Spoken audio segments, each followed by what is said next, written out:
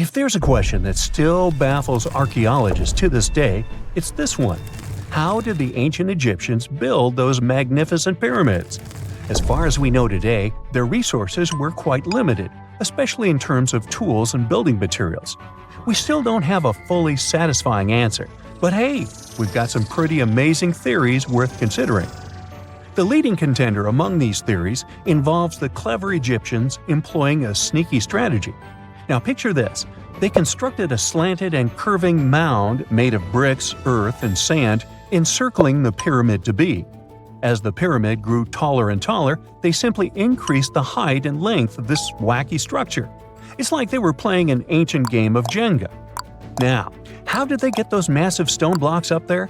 Well, according to the legendary ancient Greek historian Herodotus, they used sleds, rollers, and levers. It sounds like they turned construction into a supersized game of tug-of-war. And guess what? Herodotus also claimed that the Great Pyramid, the one from Giza, the granddaddy of them all, took a whopping 20 years to build. There's more. Herodotus also dropped a mind-boggling number on us. 100,000 men were supposedly involved in this pyramid extravaganza. Did they hire the entire Egyptian population? Well, it might not be as far-fetched as it sounds. These men were probably mostly farmers, so they probably focused on the pyramids when there wasn't much work to be done in the fields.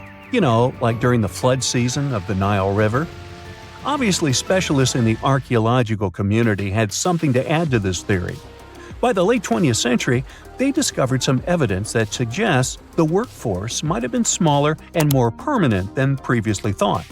Instead of a massive army of 100,000 pyramid builders, they proposed that a modest crew of around 20,000 workers, accompanied by support personnel like bakers, physicians, and even spiritual leaders, could have gotten the job done. There was also this theory that claimed that the pyramids were actually built from the top downward. It suggested that these colossal structures were nothing more than isolated hills used as quarries.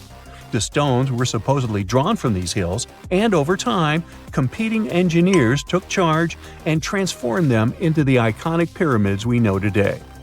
Now, before you dismiss this theory as a wild fantasy, some folks thought it wasn't completely crazy. After all, there are instances where isolated hills exist, so maybe this theory had a tiny glimmer of truth. Whether it involved ramp building or ingenious work schedules, one thing is clear. Those pyramids have definitely left their mark on history and on our imaginations.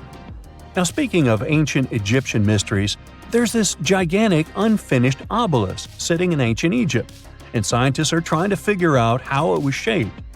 Now, some people suggest that our industrious ancestors used handheld pounders to get the job done. One expert has a different take on the matter, though. He argues that if we take a closer look at the pattern left behind by the shaping tool, we'll notice something peculiar. The walls of the trenches surrounding the obelisk display a neat and even pattern, which is pretty unlikely if they were pounded away by mere mortal hands. According to this expert, those horizontal striations are usually the result of a tool that takes breaks while removing material, leaving its mark on the surface. But wait, there's more. Imagine the tool being rocked back and forth against the trench walls, clearing away the waste to keep the trench from narrowing. Well, in that case, the tool might have left some funky horizontal striations where it was pressed against the sidewall. This sounds like some fancy technology at play, don't you think? And guess what? The dynastic Egyptians probably didn't have access to that kind of know-how. Another famous Egyptologist from way back also uncovered a bunch of core drills during his adventures. Although the actual drill bits are missing, his collection houses these particular core remnants made of limestone, alabaster, and even granite. These constructions aren't the only amazing thing the ancient Egyptians left behind, though. As it turns out, the Egyptians were the genius minds behind the creation of the handheld mirror. Yeah, that little mirror you use every day to check yourself out. But here's the twist. These mirrors are like pieces of art. They were decorated with inscriptions and figures. But that's not all. The Egyptians had a serious concern with their appearance. They knew the importance of personal hygiene and looking fabulous. So, in their quest for pearly whites, they invented toothbrushes and toothpaste. Dental problems were pretty common back then, and their smiles weren't exactly all white. Dentistry wasn't their strongest suit, you see. Maybe their minds were distracted by all that pyramid building. So that doesn't mean those ancient toothpaste recipes weren't amazing. One delightful concoction included rock salt, mint, dried iris petals, and pepper. Some brave dentists in the 21st century tried it out, and it worked pretty well. Ground-up ash was also used in another recipe to create a tooth cleansing paste. Mint was missing, so that didn't do much for their breath. That's when the genius Egyptians came up with the world's first breath mints. They made tablets from heated spices like cinnamon, and they mixed it with honey. Now, let's shift gears to home decor, Egyptian style. They surely took ornamentation to the next level. While the concept of decorating furniture started in Mesopotamia, the Egyptians cranked it up a notch. They went all out with different colors of ink and even developed various weights of paper. Oh, and let's not forget about those cute little area rugs we all have in our homes today. Guess who came up with the idea? Yep, the Egyptians. They used the versatile papyrus plant to make those cozy rugs. And speaking of trends, the Egyptians loved their knickknacks. They had an assortment of small figurines in the shapes of cats, dogs, and people. These statues were made from various materials, like simple sun-dried mud to the ultimate bling of gold. It all depended on how loaded you were. The Egyptians were also all about farming, and they knew that clean water was crucial for their crops and animals. That's why they came up with some nifty inventions and techniques to make sure their land was fertile and their plants were happy. First off, they had the genius idea of using ox-drawn plows. They had two types of plows, heavy and light. The heavy plow would strut its stuff, cutting deep furrows in the soil, while the lighter plow followed behind, fluffing up the earth. But they didn't stop there. After plowing, the Egyptians would break up clumps of soil and sow the rows with seeds. To give those seeds a good old squish into the furrows, they'd march their livestock across the field, effectively closing up the furrows. But hey, all that hard work would be pointless if their seeds were as dry as the Sahara. That's where irrigation comes into play. The Egyptians were so good at it that other cultures, like the Greeks and Romans, couldn't help but copy their techniques. Now let's switch gears and talk about the marvelous architecture of ancient Egypt. These folks weren't just skilled farmers, they were also architectural maestros. They built these fancy canals to carry water to farms and villages, and boy, did they know how to make those canals look pretty. Just imagine strolling along a canal lined with ornate structures. The pharaoh Ramesses the Great was quite the overachiever when it came to construction. One of his mind-blowing creations was the construction located at Abu Simbel. This building was designed so that twice a year, the sun would shine directly into it and illuminate the statues of Ramesses. And let's not forget about the corbelled arch. Without this architectural gem, we'd be missing out on some mind-boggling structures like the Great Pyramid. The Egyptians knew how to make things stand tall and proud, thanks to their engineering and construction wizardry. They built grand halls and inner sanctums that make your jaw drop. And some of these temples doubled as astronomical observatories. How much time passed between the inventions of the first computer and the appearance of the modern one? The first electronic computer in history is the ENIAC, Electronic Numerical Integrator and Computer. It was invented in 1945 by American scientists. But there's an older machine. It's the Babbage difference engine. English engineer Charles Babbage built it in 1822.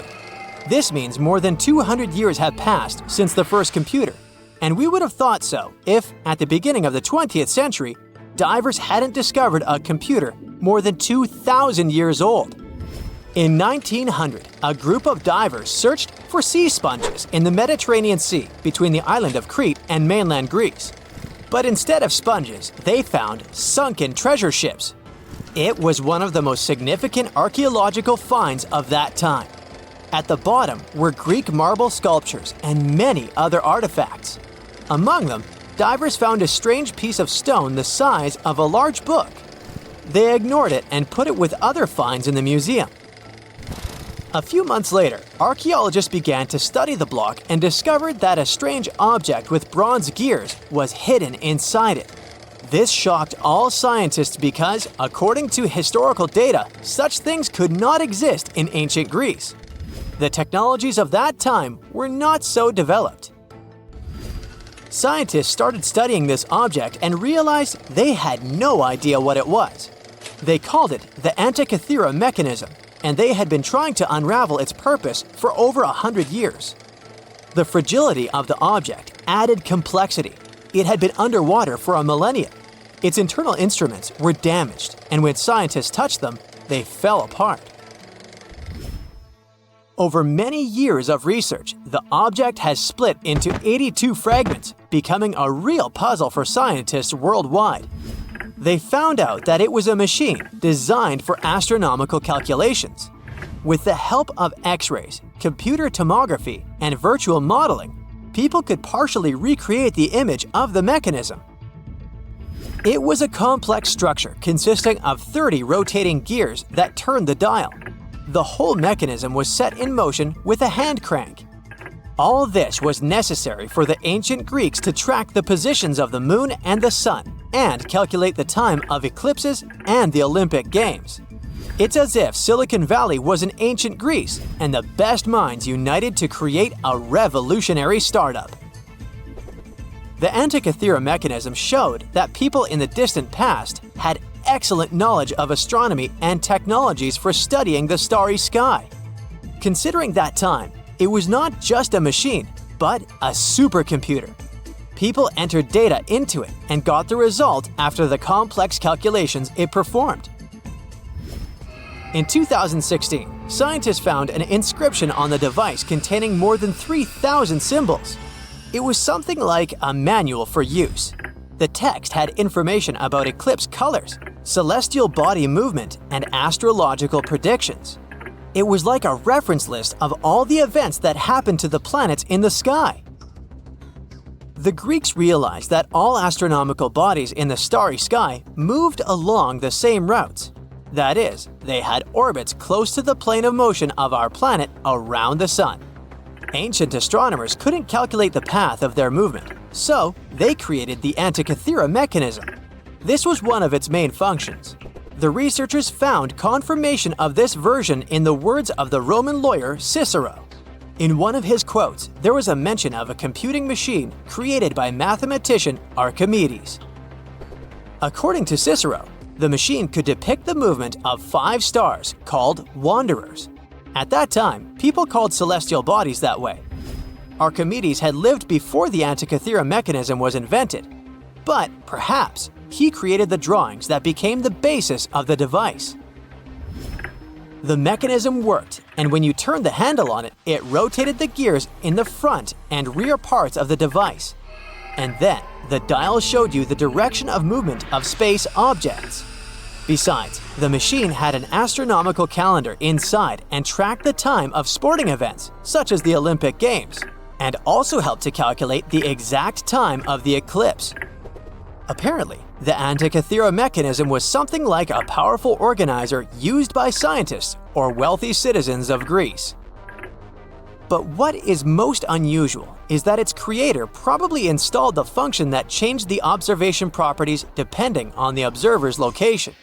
This means that ancient astronomers had to enter different coordinates in different areas for the correct result. NASA computers can do all these things today. These expensive multi-million-dollar devices work with electricity, chips, processors, and thousands of other things. And the ancient Greeks achieved the same result 2,000 years ago with the help of this small device. This changes the idea of the technologies of ancient Greece. People of that time had plumbing and used steam to control some equipment. They were developed, but no one expected them to go so far. Archaeologists were sure that people of ancient times used giant rough gears to operate windmills. And now, it turns out that they could create small and complex mechanisms that modern scientists couldn't figure out for 100 years. Divers continue to study the seabed where the Antikythera mechanism was found. They have already found other items, such as nails from the ship and a bronze ring. Such underwater excavations are dangerous and complicated, so the research takes a long time. Experts think that the Antikythera mechanism was not a single copy. Perhaps the ancient Greeks made the same or similar machines. Maybe they're hidden somewhere or were melted down to create something else. In those days, bronze was a costly metal, so when ancient astronomical computers broke down, people could melt them and sell the metal. Some researchers refer to the Antikythera mechanism as the ancient prototype of all modern devices. Phones, computers, and tablets have something in common with this machine. By the way, have you heard of the odometer device? This device tracks the distance traveled by car or other means of transport. Nowadays, odometers are digital, but this technology used to be mechanical, and the ancient Greeks were the first to invent it. According to some records, Archimedes might have created it. The Roman later adopted this device for use during long journeys to aid in road construction. The ancient Greeks were the first to attempt to understand the rules of geometry.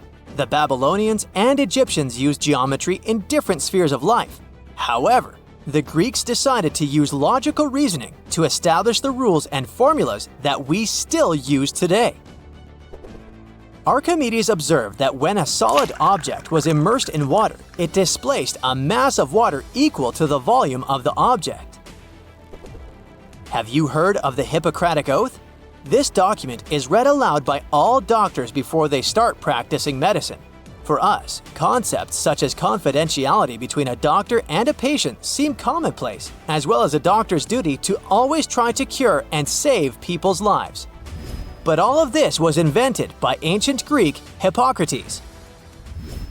In addition to the famous oath, he was one of the first to make a scientific leap in medicine. In ancient times, people viewed illnesses as punishment for bad deeds. But Hippocrates discovered that diseases were natural and that the human body could react differently to them. This may seem obvious now, but the ancient Greeks reached this conclusion in 460 BCE. Aristotle was the first to suggest that our planet is a sphere, and thanks to him, we enjoy movies, TV series, and performances. The ancient Greeks invented theater in the form we know it today. Aristotle wrote the first rules of drama in history, which guide directors and screenwriters on how to keep the viewer's attention. Greek writers created plays in various genres, including tragedies, satires, and comedies. All of this contributed to the formation of Western culture, and that's why many directors enjoy staging ancient plays. And this is only a small part of what the Greeks invented. Therefore, it's quite logical that they were able to create the Antikythera mechanism.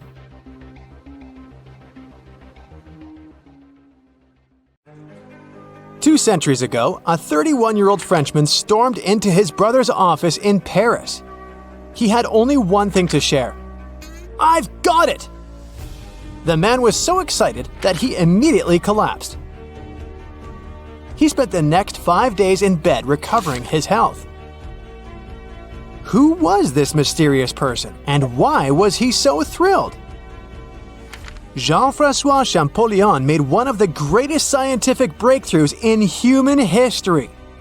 He had cracked the code of Egyptian hieroglyphs. This enabled scientists to finally unravel the secrets of this ancient civilization. They weren't able to read hieroglyphs for nearly 2,000 years. After the Romans took over Egypt, the intricate writing system slowly faded away from people's minds. The last of the hieroglyphic texts date back to the 4th century. For thousands of years, Egyptians used images to show their lives. But the knowledge of how to read these pictures was lost to modern science. The story of hieroglyphs began in 3250 before current era. That's when ancient Egyptians developed writing. Their motivation was to better organize the distribution and storage of goods. One of the earliest examples is a ceramic jar that had an inscription in black ink. There were two major writing systems. The first were the hieroglyphs, which literally means sacred carving. Egyptians carved hieroglyphs in stone on temples, tombs, and similar monuments for 3,000 years. They present a system of pictorial texts. A pictograph is a picture or a drawing that stands for an idea of a word. It's a precursor to the true writing as we have it today. For example, when Egyptians wanted to write ibis, they would draw a small image of the bird.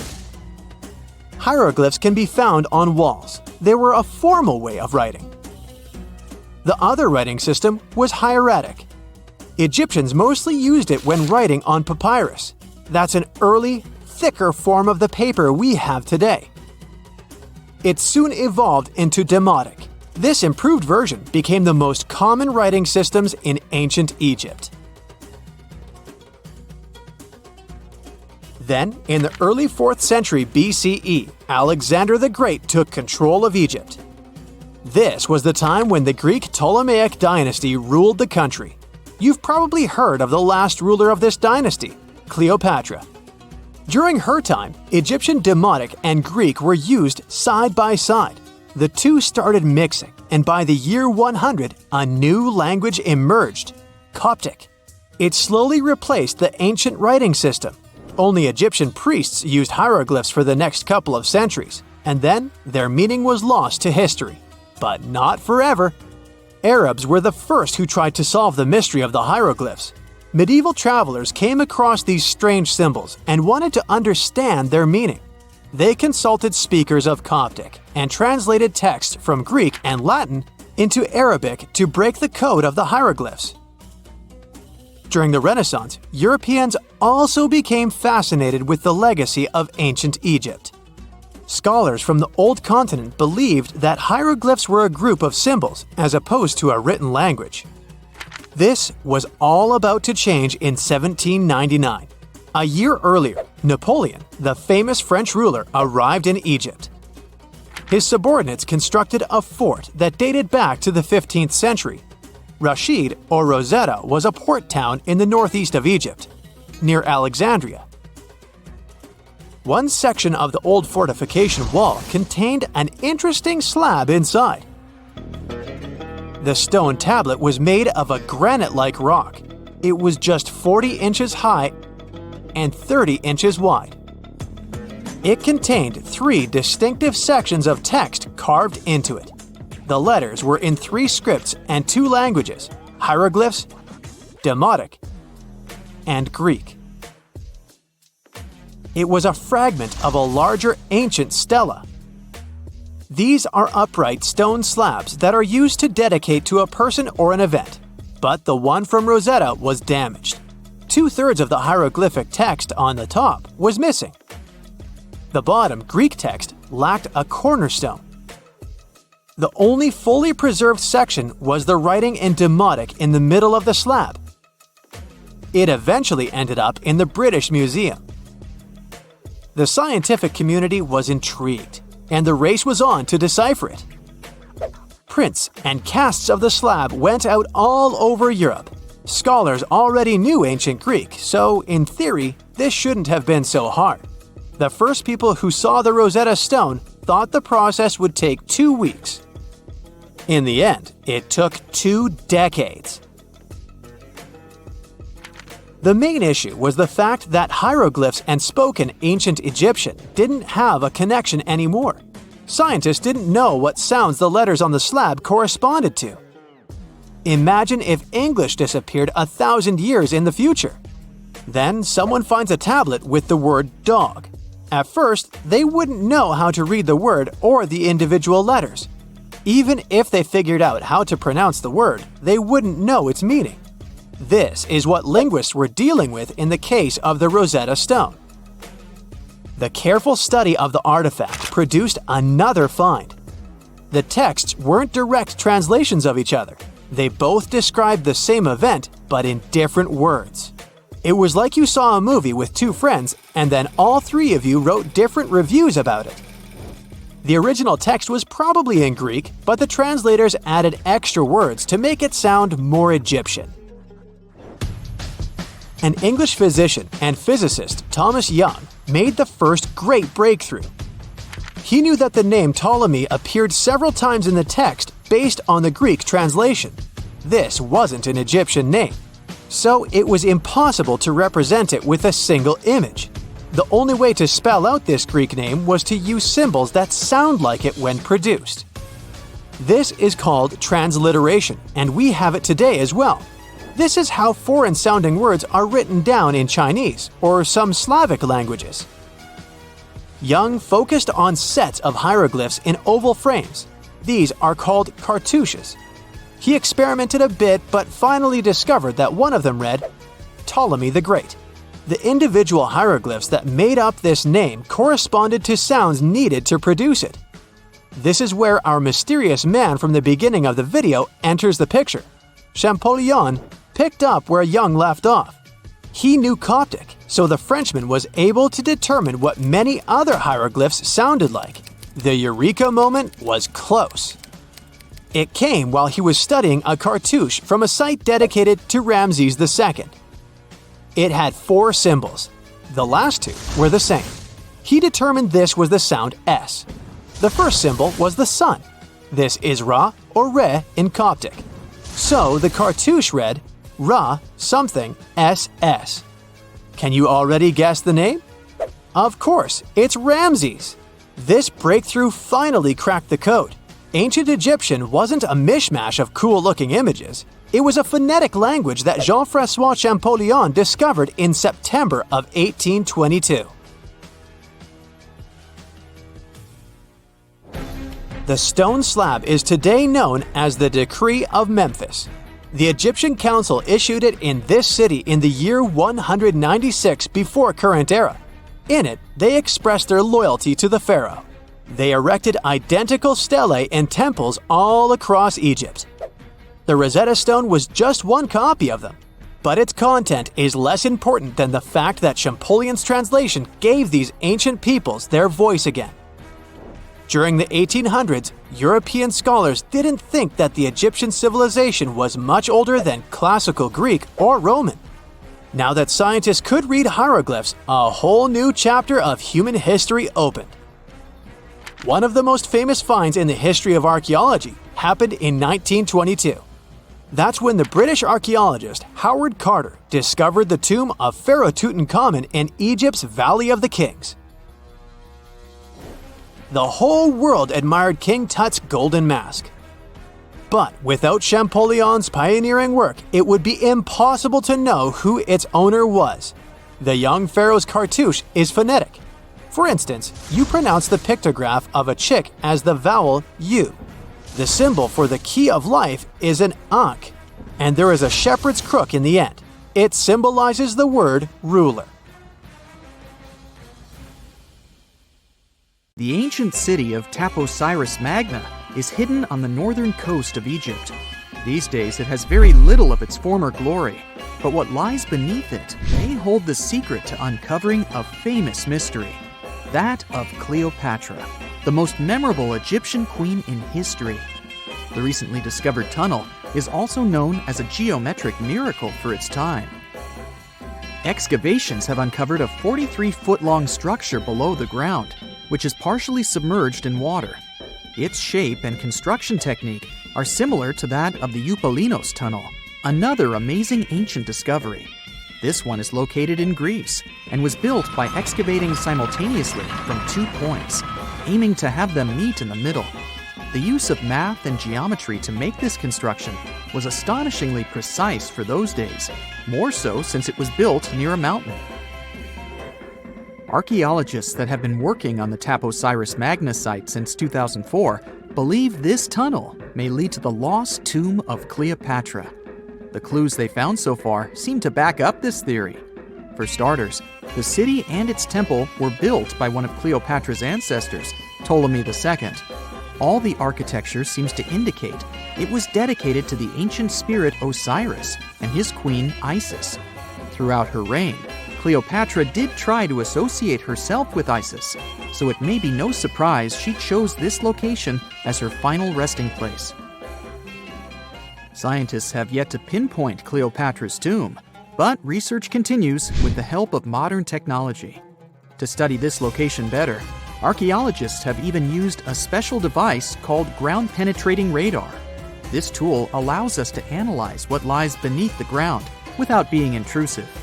Since this tunnel is so old, research needs to be done very delicately.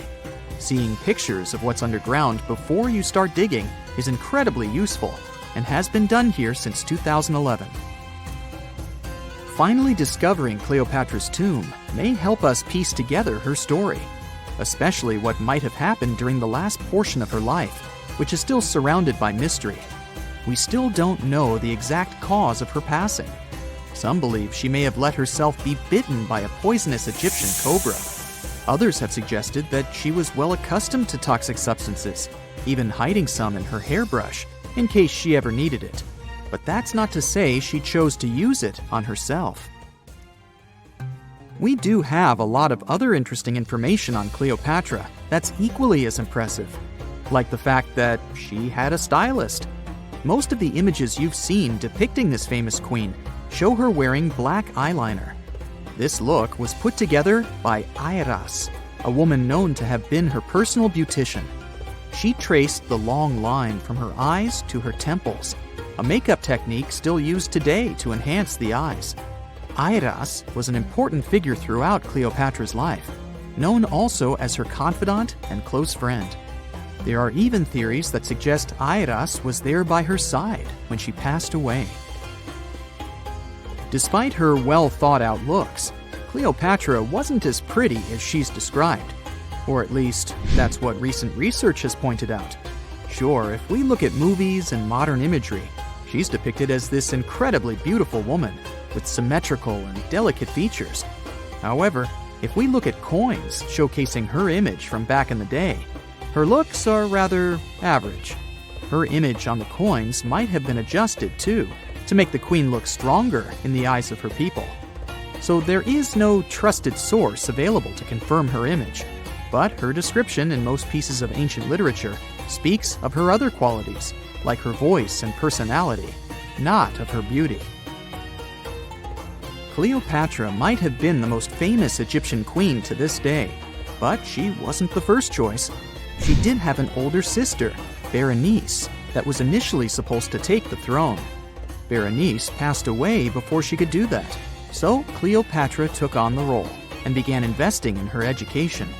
She traveled throughout the country quite frequently, so she could become accustomed to her people and their needs. She was only 18 when the responsibilities were passed down to her, and immediately gained popularity because of her intelligence and education. Her taste in literature was quite good too. She was known to be a fan of Homer, the famed Greek philosopher and poet. Cleopatra loved to write as much as she loved to read. There are even claims that she wrote a book on medicine and cosmetics, but we have no evidence to this day that such work ever existed. Part of being a great leader back then meant you had to speak multiple languages.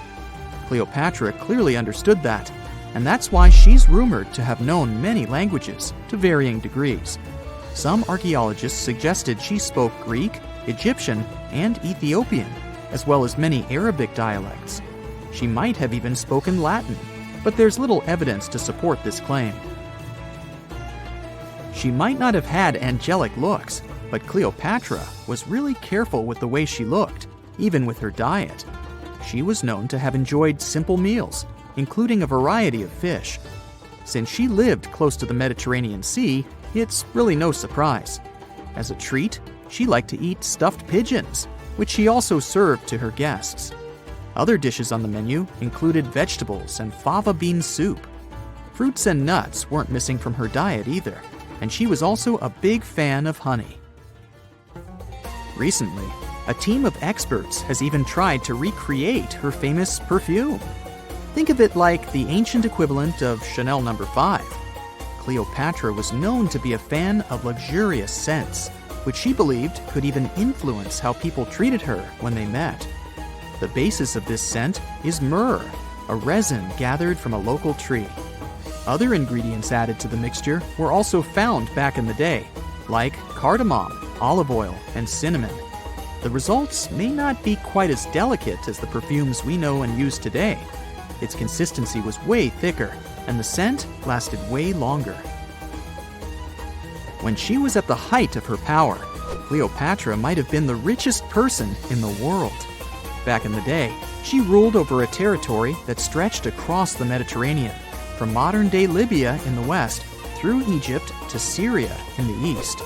This is the largest territory ever ruled over by a woman. In today's currency, her worth might have been somewhere around $95 billion. The calendars we use today may have been introduced by Cleopatra herself. She presented the idea of leap years and leap days to Caesar, the Roman emperor she was known to have been close with. Taking her advice, Caesar made these adjustments part of the official Roman calendar. The ancient Egyptians already knew the year was longer than precisely 365 days. They discovered this by studying the brightest star in the sky, called Sirius, and concluded that a year is actually 365 and 1/4 days long.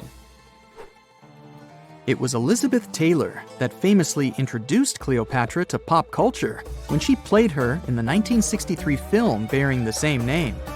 Up until that point, it was the most expensive film ever made. It was originally supposed to cost somewhere around $2 million, but ended up costing a mind-boggling $44 million. That's mostly because of script and production issues. To make this iconic movie, producers created 79 sets from scratch, as well as over 26,000 costumes for the cast. Elizabeth Taylor's Cleopatra costumes alone cost somewhere around $200,000. Thankfully for the producers, the movie made headlines and was well received by critics, making it a box office success. A lot of people associate Cleopatra with another famous Egyptian ruler, King Tutankhamun, nicknamed King Tut. Surprisingly, apart from both of them being Egyptian pharaohs, they have nothing else in common. For starters, King Tut lived around 1,300 years before Cleopatra did, and there is also no connection regarding their ancestry. Cleopatra had Macedonian Greek roots, while King Tut was a native Egyptian. In November 1922, a boy walked through the desert mountains of Egypt and discovered some ancient steps carved into the rock. Subsequently, this find became one of the world's largest and most significant archaeological discoveries. This step was part of Tutankhamun's untouched tomb. Archaeologists found about 5,000 ancient objects, including jewelry, fabrics, painted vases, and funeral masks.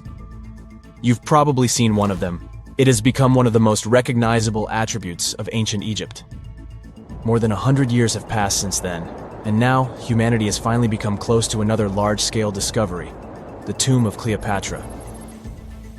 This queen was the last active ruler of the Ptolemaic Kingdom of Egypt, who sat on the throne from 51 to 30 BCE. There are many ancient records about Cleopatra, her reign, and her unusual personality, but until now, no one has discovered the secrets about her passing away in the burial place. So, one archaeologist, Dr. Kathleen Martinez, has been studying ancient records and temples around Alexandria for decades, and concluded that the tomb of the queen should be located under the ancient city of Taposiris Magna, founded in 280 BCE. It was a big city on the northern coast of Egypt, where tens of thousands of people were engaged in trade and industry, and it seems that Dr. Martinez's guesses turned out to be correct. She and a group of archaeologists have discovered a secret underground tunnel near Alexandria, with a length of about 0.8 miles. It was cut into the rock under Taposiris Magna's temple. During further excavations, they found many things that indicate Cleopatra's tomb lies in the tunnel's depths. It's also possible that she is buried there together with the Roman commander, Mark Antony. According to ancient records, Cleopatra and Mark Antony loved each other and together opposed the Roman Senate, which declared Antony a traitor. The fact that natural disasters have occurred on the territory of Taposiris Magna for thousands of years can complicate the excavations. Earthquakes and floods destroyed the city and possibly flooded its underground tunnels. But archaeologists hope the ancient tomb remains untouched, and that it hides many treasures and records about the royal life of ancient Egypt during the reign of the last dynasty, there's a chance that excavations will go underwater and in the mud. This will require much time and funding, but archaeologists are sure it's worth it. Anyway, it's too early to say that Cleopatra is really buried there, but scientists have found many things in the tunnel that confirm this, including clay pots, dozens of coins with the image of Cleopatra and Alexander the Great, as well as a bust with the image of the Egyptian queen. Cleopatra is still one of the most popular personalities in Egypt, on an equal footing with Ramesses III and Tutankhamun. She inspired many films, paintings, and books, but what made her so popular? She became famous for her inconsistency. She was a beautiful, intelligent ruler who pulled Egypt out of the crisis and made it a prosperous power. Medieval Arabic texts say she knew chemistry, mathematics, and philosophy, and may have written several scientific books. She knew several languages and had excellent diplomatic skills. At the same time, there are many legends that she was a femme fatale who drove many men crazy. However, there's no evidence that her beauty was incomparable. The image of a stunning model was created by Hollywood when it made several films where famous actresses performed the role of Cleopatra. And the Roman Emperor Octavian, the adopted son of Julius Caesar, specially created the image of Cleopatra as an insidious seductress because he was her enemy. Even though she was born in Egypt, Cleopatra wasn't an Egyptian. Her ancestors were Greeks, among whom was one of the generals of Alexander the Great. However, the people of Egypt loved her. She learned the language and was very sensitive to the traditions of this country. She knew the history, mentality, and customs of ancient Egypt well. She raised the level of its economy and strengthened its status as a world power. Much of this was made possible thanks to her cunning and impressiveness. She loved theatrical performances and lavish celebrations. She knew how to surprise people and put on a show. But behind the exterior image of a luxury lover was an intelligent and calculating ruler. Ancient Egypt was a rich, luxurious country, and Cleopatra did everything to increase its wealth and strengthen its position in the international arena. For example, she was once in conflict with her brother Ptolemy XIII. The queen knew that she wouldn't be able to resist him, so she decided to attract Julius Caesar to their side. The Roman emperor arrived in Alexandria, where Cleopatra wanted to meet him, but Ptolemy knew about her plans and was about to prevent her from coming to Caesar. Then, instead of a rich and noisy arrival, Cleopatra decided to make her visit inconspicuous. She wrapped herself in a carpet or linen bag the emperor's servants carried into Caesar's private chambers. Cleopatra emerged from the carpet and impressed the Roman emperor with her beauty and determination. As a result, they fell in love with each other and became close allies. After some time, she impressed another influential Roman for diplomatic purposes. She arrived to meet Mark Antony on a golden barge with purple sails and silver oars. Cleopatra was dressed in the image of Aphrodite and sat under a magnificent canopy. Her servants dressed like cupids and were blowing her fan and burning incense. But Cleopatra created such a show for a reason. She knew that Antony revered Greek mythology and considered himself the embodiment of Dionysus. As a result, he was so impressed with this woman that he ended up marrying her. Cleopatra defended her crown, strengthened her alliance with Rome, and bore Antony 3 children. In Egypt, they threw big parties and enjoyed wealth with power. However, the relationship of a high-ranking official with the Egyptian queen caused a scandal in Rome. Octavian was Antony's primary opponent in the struggle for power, so he exploited the situation to darken the competitor's reputation. He used propaganda to make Cleopatra an insidious seductress in the eyes of Roman citizens. He accused Antony of succumbing to her charms. The Roman Senate supported Octavian and declared Cleopatra an enemy. In 33 BCE, this conflict reached a high point when Antony's navy clashed with Octavian's fleet. The latter won and forced his enemy to flee to Egypt with Cleopatra. According to some records, they took refuge near Alexandria. Pursued by the Romans, they hid in one of Cleopatra's palaces and met their end. Some legends say that Cleopatra was an expert in poisons. She provoked a venomous snake, a viper or an Egyptian cobra, to bite her. Also, according to another legend, she pricked herself with a poisonous needle. There's a theory that Cleopatra always carried an ampule with poison inside her hairbrush. And when she was cornered, she soaked the needle with this poison and pricked herself. None of this can be said for sure. Scientists are still trying to find out the truth. Perhaps when they reach Cleopatra's tomb, the world will get more answers about her tragic fate. She is considered the last ruler of Egypt. After her passing, Octavian plundered her palaces and temples and returned to Rome, where he became the main emperor. He successfully ruled the country and expanded its borders. His reign ended when he turned 75. World history would have looked different if Cleopatra and Mark Antony hadn't lost that naval battle. By the way, did you know that more time has passed between Cleopatra's reign and Neil Armstrong's flight to the moon than between the reign of the Egyptian queen and the construction of the Great Pyramid of Giza? Armstrong took a step on the Earth's satellite in 1969, 38 years after the birth of Cleopatra. And the construction of the pyramid took place in 2560 BCE. Imagine how long the history of ancient Egypt is. Cleopatra is closer to us in time than to the pyramids. Most people know that pyramids were built as grand tombs for the pharaohs, designed to ensure they had a smooth journey to the afterlife. The Great Pyramid of Giza, for instance, was constructed for the pharaoh Khufu.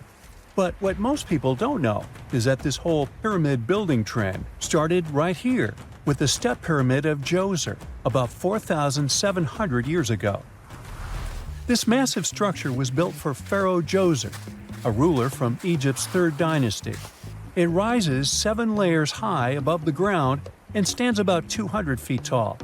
We think of it today as a phenomenal architectural project, but for ancient Egyptians, the step pyramid of Djoser turned out to be more like a massive experiment, a trial run, if you will, to perfect their building skills before they moved on to even more ambitious pyramids. Reaching new heights is super exciting, but the real mystery is what is going on below the ground. In this pyramid's underground labyrinth, there is a network of tunnels stretching about 3.5 miles long, and some researchers believe these tunnels might have been part of a sophisticated water system that could completely change what we think about pyramid construction. Let's talk about this massive complex located in Saqqara. Surrounding the pyramid, there's what's known as a dry moat, a continuous trench that is up to 164 feet wide and almost 2 miles long. It forms a sort of rectangular shape around the pyramid. This trench has an average depth of about 65 feet. Now, if you were to add up all the earth and rock they dug out to create this moat, it would be about 10 times the volume of the step pyramid itself. For the longest time, people just assumed this trench was nothing more than a huge quarry, a place where they dug up stone and clay to build the step pyramid. Makes sense, right? But when you take a closer look, it doesn't add up. The trench is too narrow and deep to be practical for mining, and its layout doesn't match anything we know about ancient Egyptian quarrying methods. Plus, some sections of the trench are actually covered with a rocky ceiling, which would have made it nearly impossible to use as a quarry. Another theory suggests that the dry moat had some kind of spiritual significance. Maybe it was a sacred place, where souls of nobles gathered to serve the late king in the afterlife. There are even niches in the walls that work as a hint at this spiritual function. But most researchers believe that this purpose likely developed much later, long after the complex was built for Djoser. So what was the moat really designed for? In 2020, a researcher came up with a pretty intriguing idea. It is possible that this trench was actually designed to collect and manage water, especially after heavy rainfalls. Now, that makes sense when you consider the location. The moat sits in an area that could easily have been flooded by runoff water from nearby plains. This could also explain why the trench wasn't used for new graves until much later when the climate became drier and less prone to flooding. The story becomes even more intriguing as this trench appears to be part of a larger, more complex hydraulic system within the Djoser complex. It is like the trench has several compartments, carefully carved out of the rock and connected by tunnels. These compartments likely served as a part of a water treatment system, where water would flow from one compartment to the next, getting cleaner as it moved along. Now, here is where things start to tie into the pyramid itself. The Djoser complex has a series of underground shafts, and some researchers think that water from the moat's deep trench might have been used to power a hydraulic lift system. And this giant water-powered elevator could have been used to raise the heavy stones needed to build the pyramid. It worked like a volcano, but instead of lava, water did the heavy lifting. Imagine a big deep hole in the ground at the center of the pyramid site. Inside this hole, there was a huge wooden platform, kind of like a giant raft that could move up and down.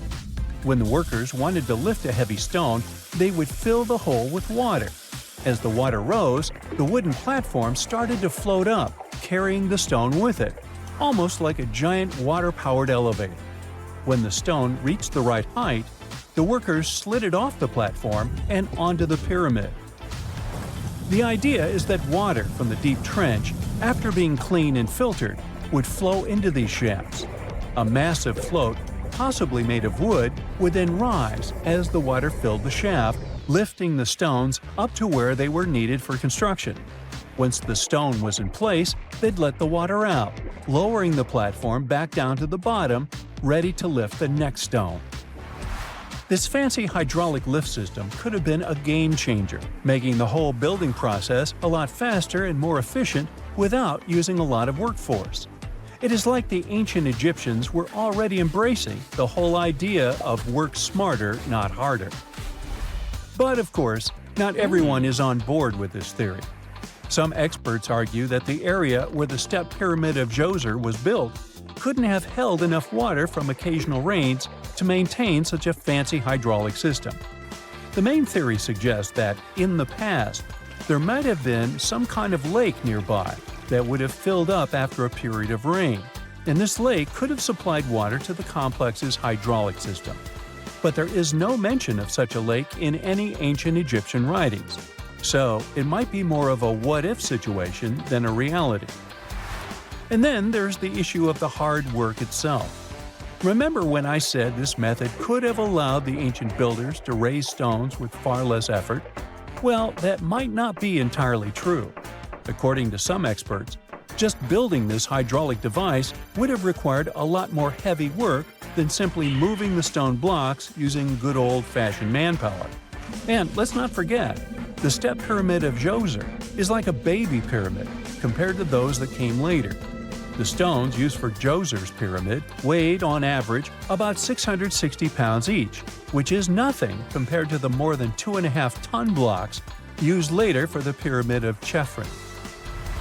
If this cool water lift theory gets completely ruled out, we still need to explain how this pyramid was built in the first place.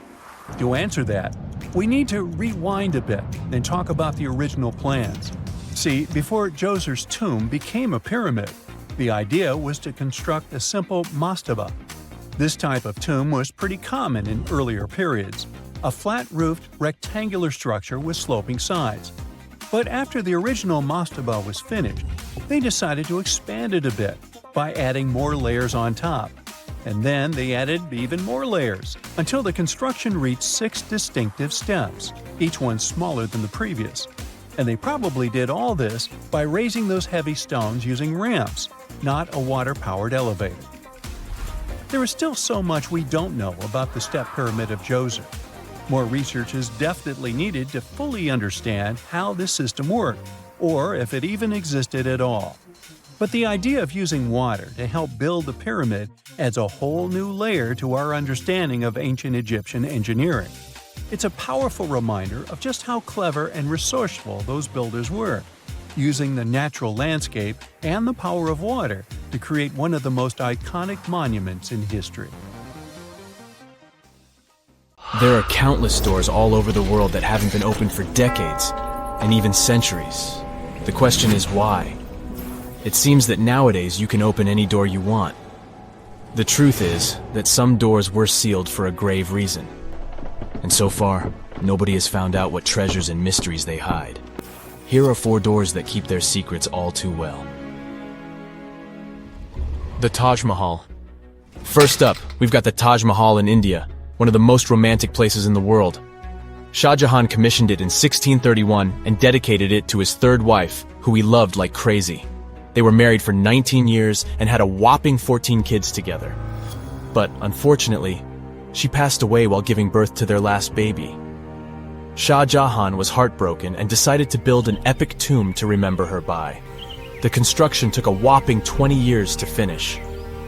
The building has quite an interesting layout. The design is super unusual with these 4 massive 130-foot tall minarets that stand on the corners of a huge platform. They're not just there for looks. Back in the 17th century, architects were having some serious issues with buildings collapsing under their own weight. So, the chief architect of the Taj Mahal made sure to place those minarets as far away from the tomb as possible. And he even tilted them in a way so that if they did fall, they wouldn't wreck the rest of the Taj Mahal. Talk about planning ahead. The Taj Mahal is hiding some crazy secrets. There are sealed rooms all over the place that nobody is allowed to enter. And if you check out photos of the building from the riverside, you can spot 2 basements. But guess what? They're sealed up too. Nobody knows what's inside or why they've been locked up since the time of Shah Jahan. Apparently, there's a good reason why those rooms are off limits. Some researchers think that they were built using marble, which turns into a different substance called calcium carbonate if it's exposed to carbon dioxide. And when that happens, little bits of marble start chipping off like crazy. To make matters worse, there's no air flowing into these rooms. That means that if too much CO2 builds up in the basement, the 4 minarets could collapse. But wait, there's more. Some people think that the body of Shah Jahan's wife can be found in one of these sealed-up rooms in pristine condition. Why not? Who knows what the mysterious rooms might keep? The Great Sphinx of Giza. The Great Sphinx of Giza is shrouded in mystery. It's not just the largest monolith statue in the world, but it's also a hybrid creature with a woman's head and a lion's body that originates from Egyptian and Greek mythology. It's also very ancient. It's estimated to be around 4,500 years old. The construction of this marvel took about 3 years and required 100 workers who were not slaves and were treated with delicacies like sheep and goat meat. It is also thought that it used to be much more massive than it is now. Archaeologists found huge stone blocks and abandoned toolkits near the site. However, the real secrets of the Sphinx lie underground, near its paws. A group of scientists used a seismograph to detect 2 hidden chambers beneath the Sphinx's paws. Some people think that these rooms might be the legendary Hall of Records, which holds ancient scrolls revealing the secrets of the universe. I mean, that's way cooler than any library I've ever been to. Rumor has it that the Egyptians even had info on Atlantis stashed down there, which is like a super old version of a conspiracy theory. Unfortunately, we can't go on an adventure to check it out just yet. The chambers presumably have 2 entrances, but both remain sealed. The researchers haven't yet received the green light to check out their theory. Let's hope they won't keep us in suspense forever. Sri Padmanabhaswamy Temple. This temple is located in the beautiful state of Kerala in India. This temple is famous for more than just its breathtaking beauty. Underneath the temple there are 6 vaults, creatively named A, B, C, D, E, and F. The enormous iron doors to these chambers add to the mystery of what's behind them. A few years back, the authorities decided to open these vaults to the world, but it wasn't an easy task. You can't just open the doors and enter the vaults. It required a lot of work. It took them a while, but finally, in 2011, they opened 5 of the 6 chambers. And guess what they found? Tons of treasure. Bags of gold, precious gemstones, and priceless diamond jewelry. The estimated worth of everything found in the vaults is a whopping $1 trillion. It's like the temple was the real-life inspiration for Aladdin's Cave of Wonders. But wait, I said 5 of the 6. What happened to the last one? Vault B has remained closed, but not for lack of trying. They simply didn't manage to open it. There is even a belief that it's fatally cursed. Legend says that only a saint or sage can break the curse by chanting a specific mantra. But no one has been able to do this yet, presumably because we don't have saints or sages at our disposal. There is also rumor that in the 30s some temple invaders tried to enter Vault B to do some good old looting. But they never reached their target. Apparently terrible snakes materialized out of nowhere and chased the gang away. But of course, this is just an urban legend, and there is not proof of that. However, it is said that the Auditor General dealing with the temple claimed that Vault B had been opened at least 7 times since 1990, and nothing bad happened to anyone who entered. Who knows? Maybe we should send Indiana Jones to check it out. The First Emperor's Tomb. Deep under a hill, completely undisturbed and surrounded by dangerous traps, lies an ancient 2,000-year-old tomb. It belongs to Qin Shi Huang, the first emperor of China. He was born in the Qin state and became king when he was just a boy. But when he grew up and gained full power, he united the warring states ancient China was divided into by conquering them. After that, he created the Qin dynasty. When he died in 210 BCE, they buried him deep underground in a massive tomb. And when I say massive, I mean massive! Back in 1974, some farmers in Xi'an, China, stumbled upon something strange while digging a well, a huge terracotta soldier. This discovery led to an extensive archaeological dig that has continued for over 40 years, revealing a collection of thousands of clay soldiers. The unique thing about these soldiers is that each one has its own unique features, from hairstyles to facial expressions. It's believed that there could be up to 8,000 of these soldiers, but only 2,000 have been found so far. Interestingly, the central tomb, which is believed to be the resting place of the emperor, is still untouched. In ancient records, there are references to a vast underground city that the emperor built, complete with scenic towers, palaces, and whatnot. Sima Qian, a Han Dynasty historian, wrote that the tomb was adorned with treasures and had space for hundreds of officials, but the lack of technology to properly examine the site is what's holding things up. Qin Shi Huang was surrounded by liquid mercury in his tomb, with 2 of the streams representing the major rivers of China, Yellow River and Yangtze. The ancient Chinese believed that mercury could provide immortality, but it could have also caused the emperor's death since he regularly took mercury pills to prolong his life. The dangerous levels of mercury contamination in the soil near the tomb are the main reason why scientists are reluctant to explore it. It could be very dangerous both for people and for the environment.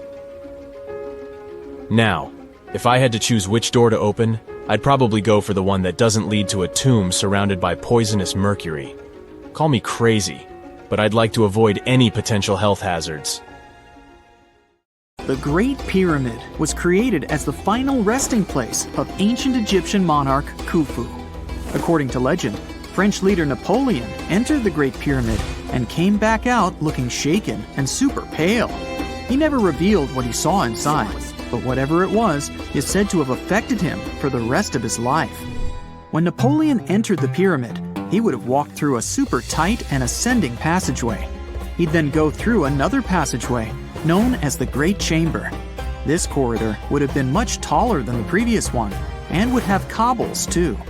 He'd then reach the King's Chamber, the centerpiece of the Great Pyramid, which was lined with huge blocks of granite. But it wouldn't have looked as grand as we might imagine. There are no hieroglyphics decorating its walls, as Egyptians only began decorating the burial chambers of pyramids much later on.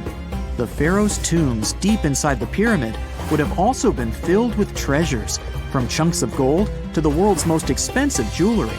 But this would have all been looted a long time ago. The only thing that probably would have been left in there would have been a huge sarcophagus, which would have once contained the king's mummy. He'd also have to walk past the queen's chamber. This room most likely didn't hold any queens though, as pyramids were usually only built for one person. There are mysterious tunnels leading from here. To this day, no one is really sure what they're there for. And that's not the only mysterious and creepy thing Napoleon may have encountered, as stories of pharaohs leaving ancient curses on pyramids go way back. Many pyramids had warnings written on the outside, telling of horrifying things that would happen to those who entered and disturbed the peace. We might not know what exactly Napoleon found in the Great Pyramid that scared him so much, but we know for sure what was found in Tutankhamun's tomb. Tutankhamun was an ancient Egyptian pharaoh who was only 8 or 9 years old when he took to the throne. He became a cultural phenomenon when his tomb was discovered almost completely intact in 1922. His pyramid sits in the Valley of Kings in Thebes, modern Luxor, which is in Egypt. Unlike the Great Pyramid, Tutankhamun's tomb was covered in beautiful wall decorations. The walls told the story of how he would travel to the afterlife through the underworld. Egyptians believed all people would have to take this journey, so they would fill their tombs with objects and paintings to help them get there. There'd also be spells painted on the walls. They believed this would help people pass over to the next realm. The journey would be pretty long, and for that reason, the ancient Egyptians would also fill the pyramids with food. Tutankhamun's pyramid was filled with 8 fruit baskets. They even found something called gingerbread fruit in there. The rooms were jam-packed with furniture, statues, clothes, and staves, amongst a whole bunch of other things. You'd likely find a lot of clothes and expensive jewelry in the pyramids as well. The ancient Egyptians wanted their ancestors to travel in style to the afterlife. They put Tutankhamun in his final resting place with over 50 pieces of clothing, all of the highest quality. There were tunics, scarves, gloves, and headdresses, and a ton of jewelry. Bracelets, pendants, necklaces, rings, and scarabs for protection were all found inside. Each of them was made of gold or precious stones. There were also fans made of ostrich feathers to keep the old pharaoh cool in the hot Egyptian sun. But the temperature inside the pyramids never actually went above 68 degrees Fahrenheit. The ancient Egyptians developed a super cool air conditioning system that we don't fully understand even today. Tutankhamun's pyramid also contained 130 walking sticks made from ebony, ivory, silver, and gold to help him on his journey. There were 3 chariots hidden away in case he got tired of all the walking. They also put 11 boat paddles inside, but there was no sign of any boat. The pyramids would be littered with the pharaoh's favorite scents and perfumes. During the excavation of Tutankhamun's pyramid, it quickly became clear that it had been robbed during ancient times. There was damage to doors and traces of oils left in empty jars. It looks like someone raided the pyramid for gold and the scents, perfumes, and oils that had been left for King Tut. There was still a bit of perfume, which was made from coconut oil and frankincense, left in one bottle. It seems like Pharaoh Tutankhamun loved board games. There was an ivory traveling set of senet in his pyramid. Although we don't know for sure exactly how to play it, we have figured out it was sort of an ancient Egyptian version of backgammon. It looks like it was a 2-player game where the goal was to knock your opponent off the board. Not really sure who Tutankhamun's mummy was supposed to play with, though. The ancient Egyptians had some rituals that may seem pretty strange to us. For example, they used to shave their eyebrows off if they ever lost a cat. So it's not too surprising they put some really weird things inside pyramids. Archaeologists discovered a collection of mummified cats and scarab beetles in pyramids that date back more than 4,000 years. They were found in the pyramids of Saqqara, which is south of Cairo. They also found a bunch of makeup kits and mirrors inside. Makeup was worn proudly by both men and women in ancient Egyptian times. Eyeliner was the most popular cosmetic. The Rosetta Stone was one of the best discoveries ever made in pyramids. It was found by our man Napoleon Bonaparte and his team. It's a black granite rock that dates back to 196 BCE. It's transcribed in Greek, Demotic, and hieroglyphic. When it was translated in 1822, we got the key to understanding ancient Egyptian hieroglyphics for the very first time. The discovery of Queen Hatshepsut's mummy in 1903 changed our understanding of the Egyptians forever. After she had passed away, her successor, Thutmose III, removed most of the evidence of her reign, so we basically knew nothing about Egypt's first great female leader. She's now gone on to become one of the few and most famous female pharaohs of Egypt. Pharaoh Khufu even had a fully fledged boat in his pyramid. Archaeologists uncovered more than 1,200 pieces of a giant boat near the Great Pyramid at Giza. They reassembled the boat, and it's a whopping 144 feet long. It's most likely a solar boat, which was designed to carry the resurrected king with the deity Ra. Fun fact, the Pyramid of Giza is the last remaining of the 7 wonders of the ancient world. The other 6 are the Hanging Gardens, the Colossus, the Temple of Artemis, the Mausoleum, the Lighthouse, and the Statue of Zeus. This pyramid was also the world's tallest man-made structure for 3,800 years, and it's the biggest pyramid in Egypt. It took a staggering 2.3 million blocks of limestone, and some weighed as much as 80 tons. It took an incredible 100,000 laborers and a whopping 23 years to build. Its original height was a mega 480 feet. In 2017, archaeologists discovered something weird about Egypt's Great Pyramid. There's a hidden void that's at least 100 feet long, and no one really knows why it's there or what's actually inside it. The weird void is the first inner structure discovered within the 4,500-year-old pyramid since the 1800s. Scientists used cosmic rays to detect the massive hole, but are still no closer today to finding out what's inside. The ancient Egyptians took a lot of care building the pyramids, and everything was strategically placed and structurally sound, so it's super unlikely that this hole is due to blocks falling over time. Loads of pyramids also contain small model figurines called ushabti. These represented attendants. They believed they would come to life to serve the pharaohs in the afterlife. But it's amazing that all this stuff actually fit inside. There isn't actually a huge amount of space inside the structures. It's mostly just rock. No man shall ever find my tomb. That's what, according to rumors, Cleopatra once said. Rumor has it really wasn't about the gender. She wanted no living soul to disturb her, and I think she meant that no human would ever discover the location of her grave. But, surprisingly, it was indeed a woman who was closer than anyone before to finally discovering the Queen's resting place. Meet Kathleen Martinez Berry, a criminal lawyer turned archaeologist. She got so intrigued with Cleopatra's story that she packed her bags and went to Egypt with no official support and even no permission from the authorities. All she had was pure determination to find the Queen's tomb. Now, you could say Kathleen had always been ahead of the game.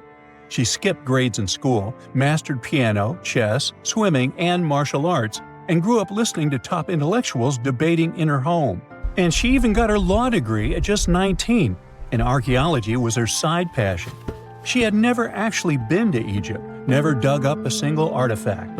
But her fascination with Cleopatra went all the way back to an argument with her father in 1990. That day, she walked into his library looking for a copy of Antony and Cleopatra by Shakespeare. Her dad, Fausto Martinez, a professor and legal expert, casually called Cleopatra a seductress. Kathleen wasn't having it. She fired back, arguing that history had been totally unfair to Cleopatra. The Romans, she said, wanted to destroy her reputation, and for centuries, people had just believed their version of the story. The debate went on for hours, and in the end, her father admitted maybe he had judged Cleopatra too harshly. That conversation changed everything for Kathleen. From that day on, she read every ancient text she could find, especially Plutarch's account of Cleopatra and Mark Antony. The more she learned, the more convinced she became that Cleopatra wasn't just some queen who fell for the wrong guy. She was a genius, playing a dangerous political game to keep Egypt independent. And the more she read, the more she started thinking, what if everyone had been looking for Cleopatra's tomb in the wrong place? That thought stuck with her. When she was caring for her second child, she earned a master's in archaeology. Multitasking. That reignited an obsession that would take over her life, uncovering the truth about Cleopatra. Even though most experts believe that Cleopatra's tomb, along with the final resting place of 13 other Ptolemaic rulers, lies somewhere beneath modern-day Alexandria, Dr. Martinez has a different idea. She believes Cleopatra was buried at Taposiris Magna, an ancient temple dedicated to Osiris, the Egyptian deity of the afterlife. But she still needed an ancient foundation plate. These plates, about the size of a smartphone, were placed beneath important temple structures and often contained inscriptions explaining when and why the temple was built. If she could find a plate that confirmed the temple was dedicated to Isis, Cleopatra's patron deity, she'd have solid proof that this was the right place to look. Nothing could deter Martinez. She excavated the entire temple site, digging deeper than anyone before her.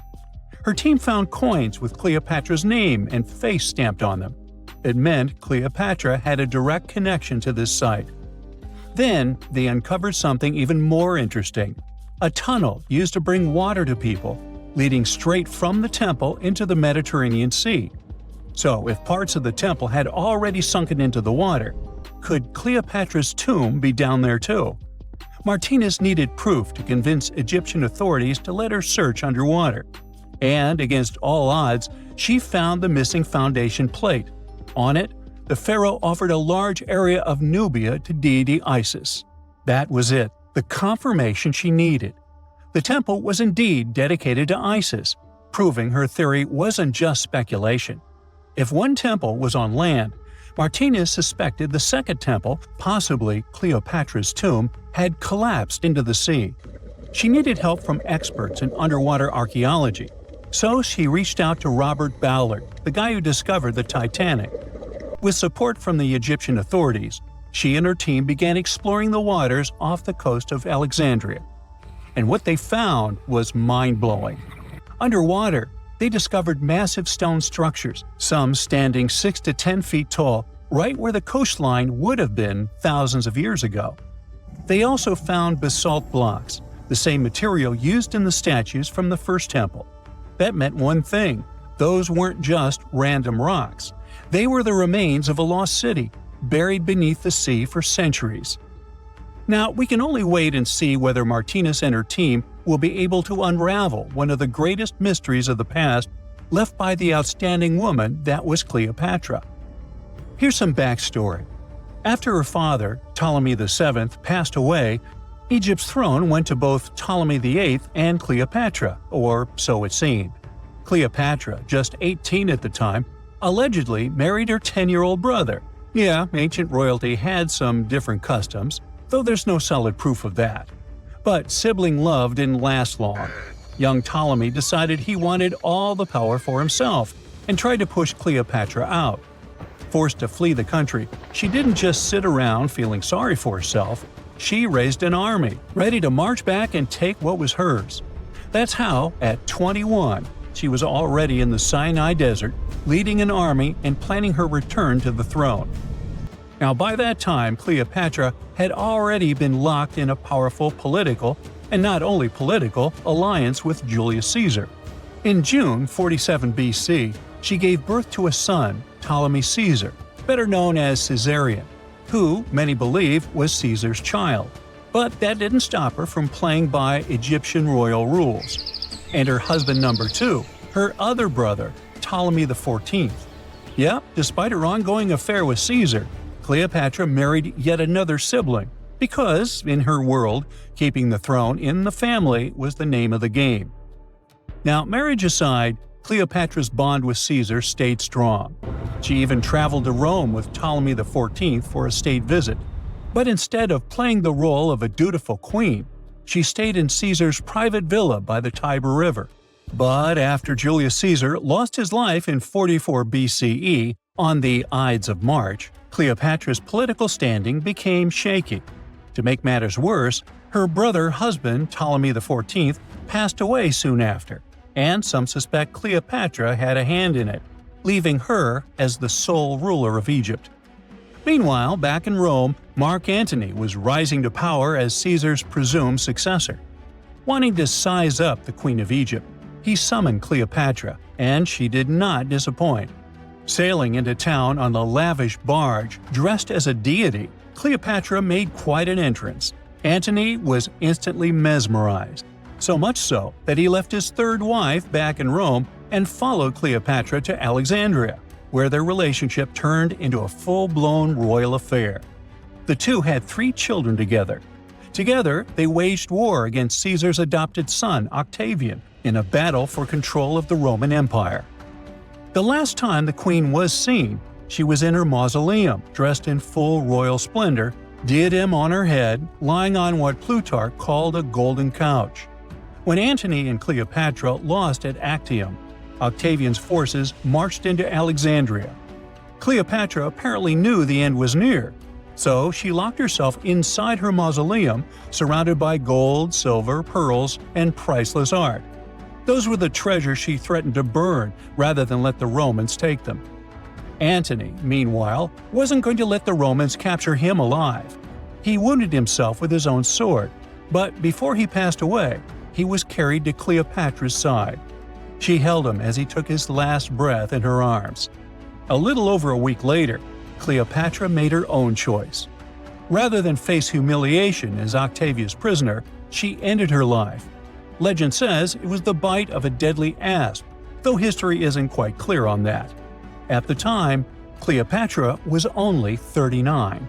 Sounds like a rather full life to me.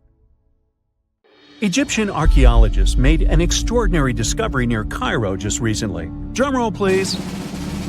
The most ancient and most complete mummy yet discovered in the country.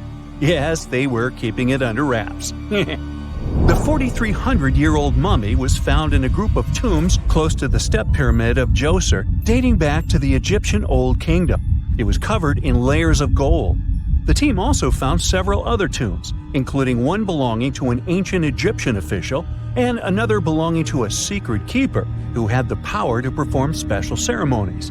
Another interesting tomb was that of a writer, which featured the largest statues ever found in the area. This vast burial site is also home to more than a dozen pyramids and resting grounds. Probably one of the most famous mummies in the world is that of Hatshepsut. She ruled Egypt like a boss for around 20 years, building all sorts of impressive buildings and creating new trade routes. But when archaeologist Howard Carter found her tomb in the Valley of the Kings, her sarcophagus was empty. However, Carter did find 2 coffins in another tomb, one of which belonged to Hatshepsut's wet nurse and the other to an unknown woman. In 2006, a team of specialists decided to investigate whether that mysterious lady was the queen herself. They found a molar tooth in a wooden box with Hatshepsut's name on it, and when they compared it to a gap in the mummy's mouth, it was a perfect match. Ramses II was a pretty impressive ruler, but it was his mummy that eventually made history. Now, we don't hear too much about his daddy. Okay, I'll stop. Ramses is considered to be the most powerful pharaoh in all of Egypt, as he reigned for a whopping 6 decades. He also lived to be over 90 years old. Now that's pretty amazing, considering the time he lived in. Ramses II supposedly had over 100 offspring too. Talk about a big family. When he passed away, his body was originally buried in the Valley of the Kings, but some sneaky guys tried to rob his tomb of all his treasures. Officials back in the day weren't having any of that though, so they moved his body to a secret location to keep it safe. Fast forward to the 1800s, and Ramses II's mummy was discovered along with a bunch of other rulers and important officials. But it wasn't in the best condition, so archaeologists flew it to Paris to get it, pampered. Problem was, he couldn't just be transported into another country. The only solution available was to give Ramses II his own passport. His occupation was listed as king, and the document even featured his photo. Most mummies aren't necessarily known for having the most hydrated skin. But that of an ancient woman, also known as Lady Di, proves otherwise. No, not that Lady Di. This wealthy lady from ancient times was discovered in an ornate tomb in 1971, and she looked fabulous, if we can say so about a mummy. Thanks to the special conditions in her tomb, like the moisture in the environment and the lack of oxygen, her body was almost perfectly preserved. Her skin was soft, her hair was on point, and she was still flexible. The museum that now proudly displays her mummy also shows a ton of fancy items that were buried with her, like dinnerware and musical instruments. Archaeologists investigated the mummy further and discovered that she passed away from a heart attack at around 50 years old. Even though it hasn't been around for over 2,000 years, Lady Di is still making history. The mummy of Otzi the Iceman was discovered in the Alps in 1991. Austrian authorities initially thought he was a modern mountaineer because he was so well preserved. Turns out, he was actually from the Copper Age. He was found in a mountain pass over 10,000 feet above sea level. Through studying his mummy, we've learned so much about life in Copper Age Europe. For example, we know that he was a native of Central Europe and enjoyed eating meat. He also suffered from arthritis, narrowing arteries, and intestinal problems. But he likely used acupuncture and medicinal herbs to treat these conditions. And apparently, he was pretty handy with tools. He sharpened them just days before his untimely demise. Who knows if he was expecting trouble or just getting ready for some routine work. Now, King Tut and his story is most likely the one that made all mummies famous. This pharaoh passed away at the young age of 19, more than 3,000 years ago, but his mummy is still one of the most well-known in the world. When his tomb was opened in 1922, people went wild because it was still intact, unlike many other royal tombs. It had some seriously blinged-out coffins, including one made of solid gold. Not only did Tut's tomb give us a glimpse into ancient Egyptian history, but his mummy also taught us a lot about the time he lived in. DNA analysis helped identify his parents and revealed that the pharaoh had a rare bone disorder that might have made walking a bit tough. Now, Ginger is most likely one of the coolest mummies you'll ever hear about. He's like a time traveler from 5,000 years ago who's still looking fly with his golden hair and perfectly preserved nails. Ginger was discovered in Egypt and is believed to be the earliest known mummified body. Before people even knew about mummification, they used to place bodies in shallow graves in the hot, dry sand. And since the sand absorbed all the water, bacteria couldn't reproduce and the body was preserved naturally. Now, scientists are not sure if Ginger's preservation was intentional or not, but since he was buried with some pottery vessels, it's likely that whoever buried him knew some serious preservation techniques. If you want to meet Ginger in person, he's currently chilling at the British Museum. One Dutch art collector bought a statue from Asia and ended up finding a weird discovery. The statue contained a mummy hidden inside. Unfortunately, the body was too fragile to move, so they had to leave it there. The coolest part is that this mummy is over 1,000 years old and was on display for 200 years before being encased in the statue. When scientists did a CT scan, they found out that the mummy was filled with paper scraps covered in writings.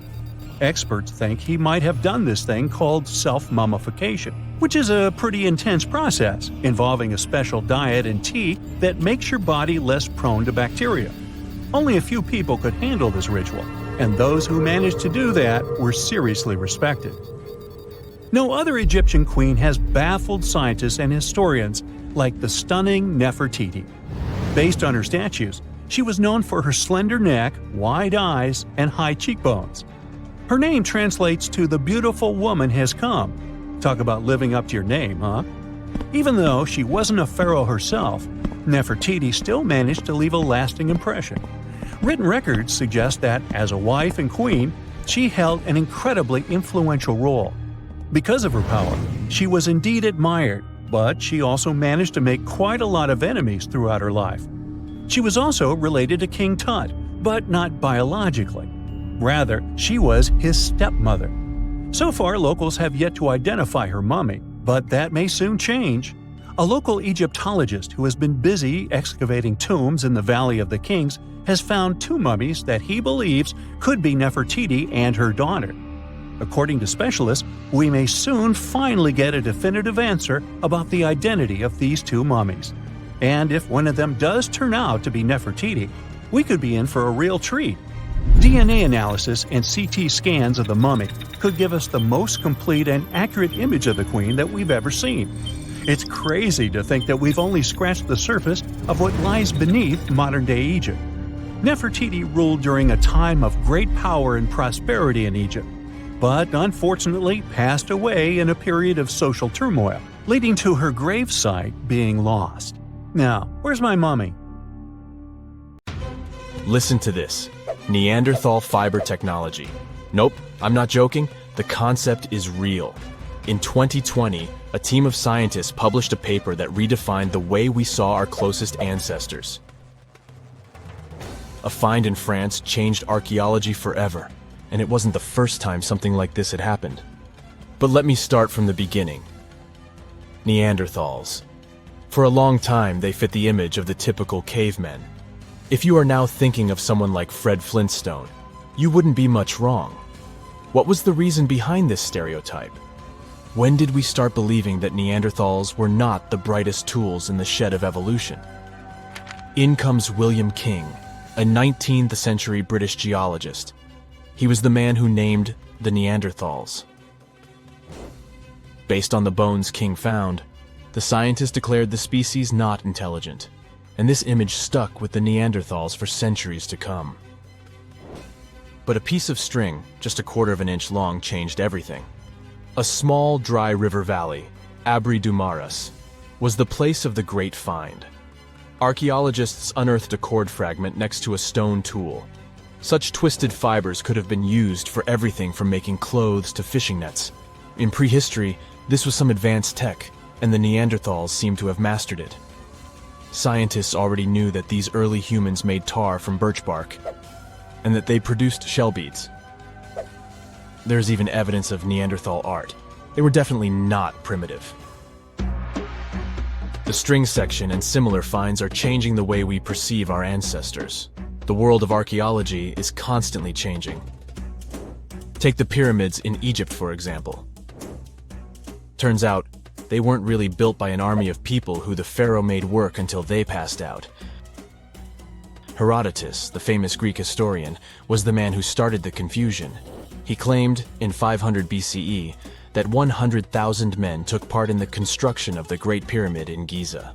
He made no mention of who they were and why they were building the pyramids. That's how the myth started. Huge stone slabs pulled by humans, driven by a foreman with a whip. But Egyptologists would beg to differ. Those are the scientists who study ancient Egypt's culture.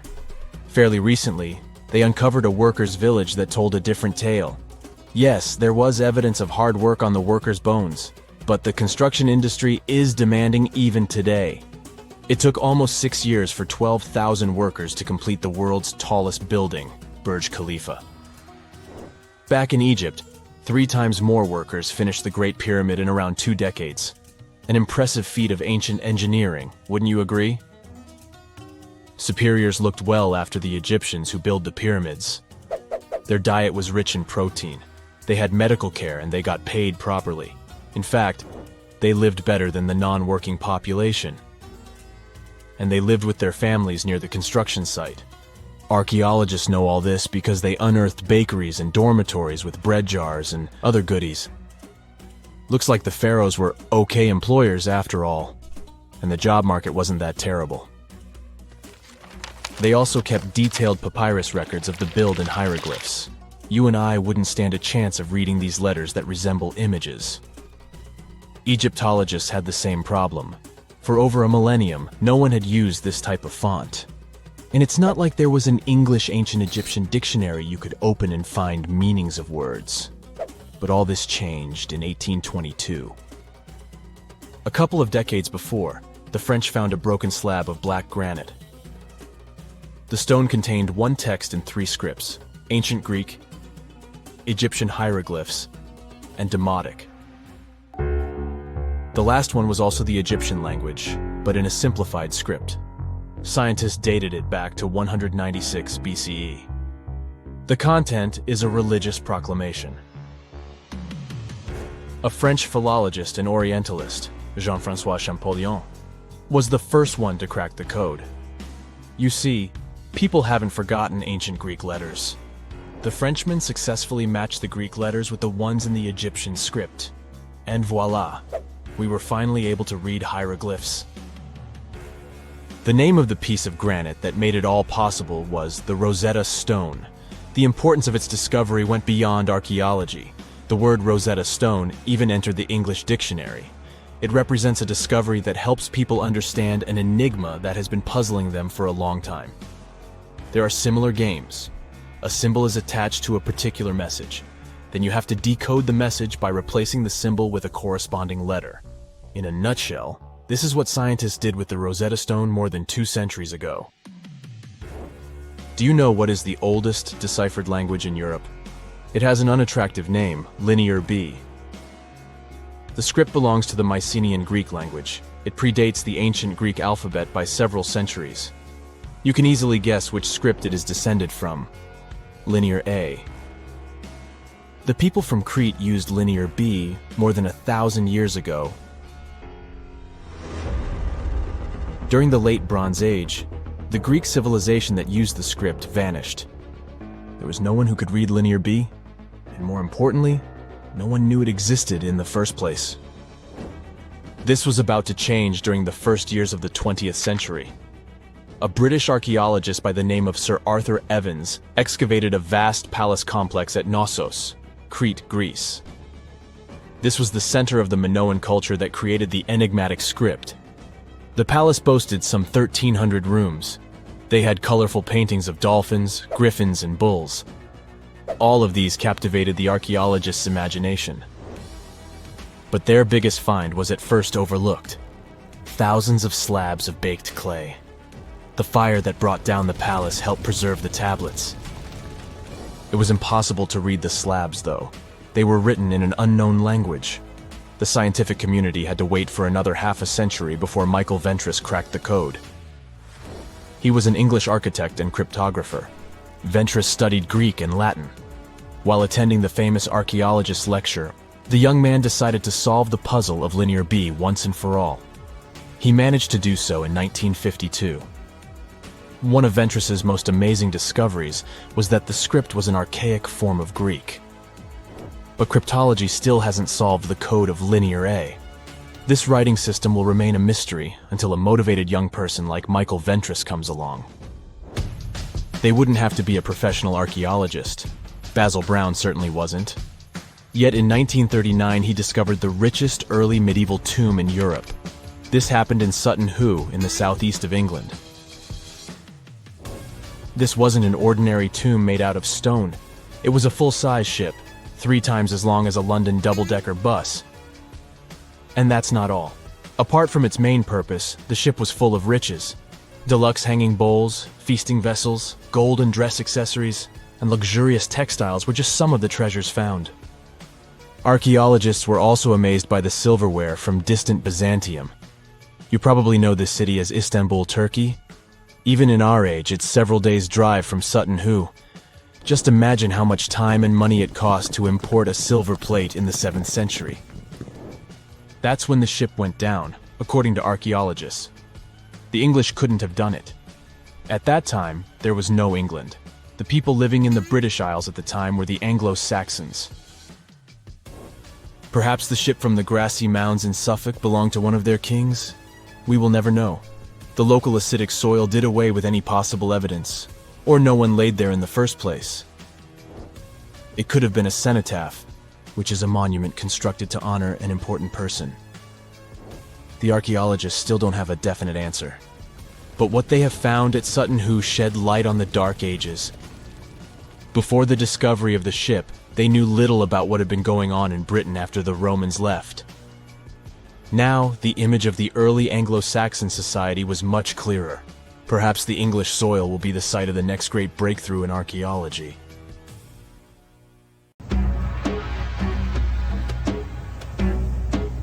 This is not a dune set.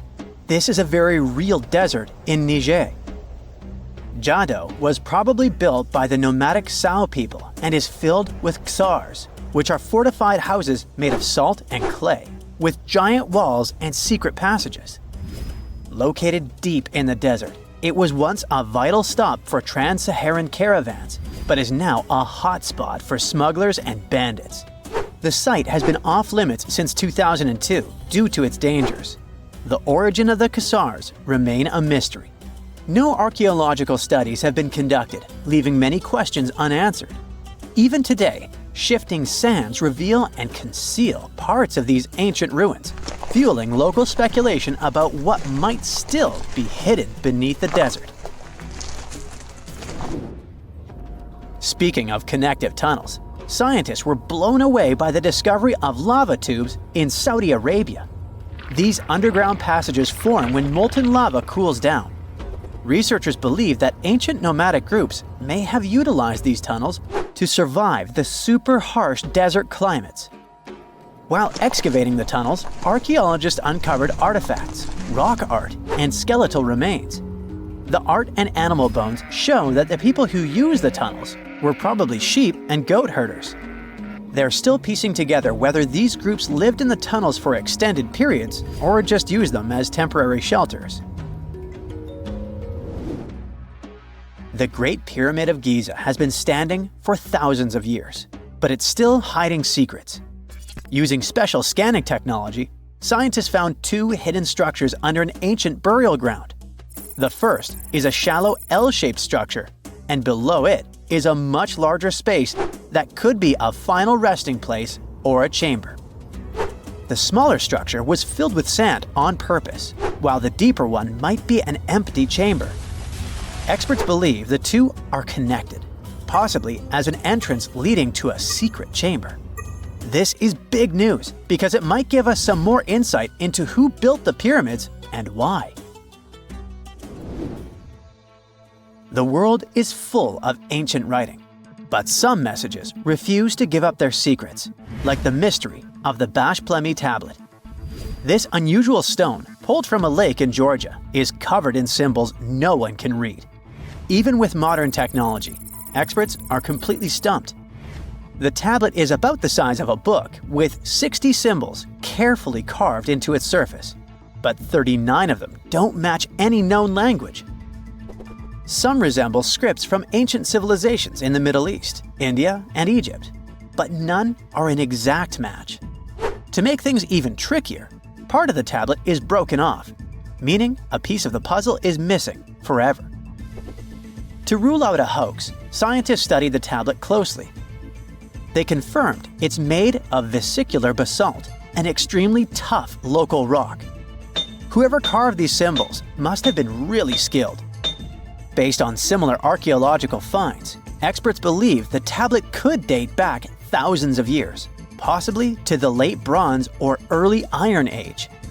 Some symbols repeat, which could mean they're numbers. Maybe it's an inventory list, a record of battles, or even an offering to the deities. Until someone cracks the code, the Bashplemi tablet remains an unsolved mystery from the depths of history. Experts are still stumped with what this Minoan disc might mean. The Phaistos disc is one of the most mysterious finds from the Minoan civilization. This 6-inch clay object, discovered in 1908, has strange spiral markings that no one has fully decoded yet. The disc has 241 symbols on both sides, showing everything from people and animals to tools and plants. Experts have come up with many theories about what the symbols mean. Some think it's an early form of Greek. Others suggest it's a prayer or a hymn. And some even believe it could be a letter from a king in Anatolia to a Greek ruler. Let's see who will be the first to figure this out. It's always a fun day at an archaeologist's office when they find something as big as a 2,000-year-old marble head. A French archaeologist mission went digging inside an old medieval house near Alexandria in Egypt and found a statue's head depicting an old, possibly ill man. This statue dates from the last Egyptian dynasty before it became part of the Roman Empire, and the site where it was found is associated with the likes of Cleopatra and Mark Antony. For archaeologists, even the smallest finds at this site means a lot. You've heard of Lucy, right? The Australopithecus that was an early ancestor for us humans. Well, scientists found some of her species' footprints somewhere in Tanzania. The so-called Laetoli footprints are over 3 million years old. The trail stretched 88 feet and has about 70 footprints, left behind when a bunch of early humans walked across some wet volcanic ash. What's cool is that these early humans were already walking on 2 feet, like us, not all hunched over like apes. The close spacing of the prints shows they probably had short legs and a shorter stride than we do today. In an ancient Egyptian temple, archaeologists uncovered a shrine unlike any other, a place dedicated to falcons and 2 mysterious deities. One deity had a falcon's head, while the other wore a crown with a sun disk and cow horns. But the most baffling discovery was an inscription that read, "It is improper to boil a head in here." At the heart of the shrine, there are 15 headless falcons carefully arranged on a pedestal, likely as offerings to the falcon-headed deity. One theory suggests the birds were boiled first, perhaps to pluck their feathers, before being placed in the shrine, following the strange rule carved into stone. Archaeologists also found a 13-inch iron harpoon nearby. Its true purpose remains unknown, although the shrine also held remains of fish, mammals, and bird eggs, suggesting that the rituals may have included feasting. And speaking of ancient Egypt, meet Hathor. Scientists named her after the ancient Egyptian deity of motherhood, music, and singing. This wooden statue, housed at the Metropolitan Museum of Art, was thought to be just a beautiful artifact, until a surprising secret was uncovered. Using an X-ray machine, experts found a mechanical operating system inside it, with pulleys and axles connecting her shoulder to her left leg. When activated, the system made her hand raise and lower, an engineering marvel from over 3,000 years ago. The statue was created during Egypt's Middle Kingdom, around 1800 BCE, and is often compared to 19th century automata due to its advanced design. It's believed the statue was used in religious ceremonies, symbolizing Hathor's role in dance and music. An unexpected discovery happened in northern Kuwait, where a Kuwaiti-Polish team uncovered a mysterious 7,500-year-old statue. The statue features an elongated skull, no mouth, narrow eyes, and a flattened nose. This feature is thought to be an Ophidian figurine, named after the Greek word for snake, and it was likely made by the Ubaid culture, a civilization known for their pottery skills. While no one knows exactly what role this weird statue played, it might have been linked to rituals or symbolic practices. Some scientists think these figurines, found in homes or final resting places, were tied to important cultural beliefs. We couldn't mention unresolved mysteries of this world without speaking about these elongated skulls. In the deserts of Peru, researchers uncovered 5 ancient skeletons, 2 with unnaturally elongated skulls. While head shaping was common in many cultures, these skulls defy explanation. Local legends tell tales of the so-called gentiles, a mysterious race banished underground by the powerful deities. Some say this is what the skulls represent. Others think this is some type of genetic anomaly, which was confirmed after finding an infant skull, too large to be artificially shaped. It's 1898, and you're taking part in excavations in Saqqara. This place, not far away from Cairo, is full of ancient tombs and pyramids. You're in your Indiana Jones mood and hope to find something really phenomenal to become famous. Gold, manuscripts, treasure maps, mummies of famous pharaohs. Wait, a wooden bird? You're really disappointed as it looks like a regular toy. An old one, but still.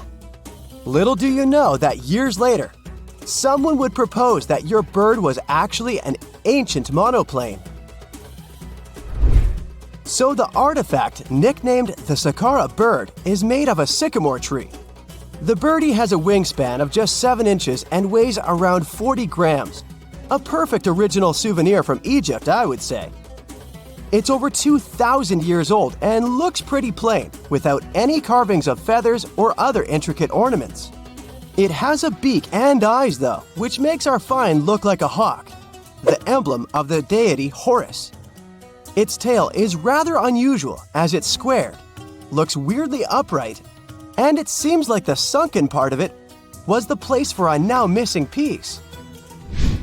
Humans love solving a good mystery, so there have been several attempts to explain the use of the birdie. First, quite simply, is that it was a ceremonial object. The second idea is that it was a toy for a child from some well-off family. It could have been some sort of boomerang, which was a popular concept in ancient Egypt. Then there was a theory that the bird had been used as a weather vane.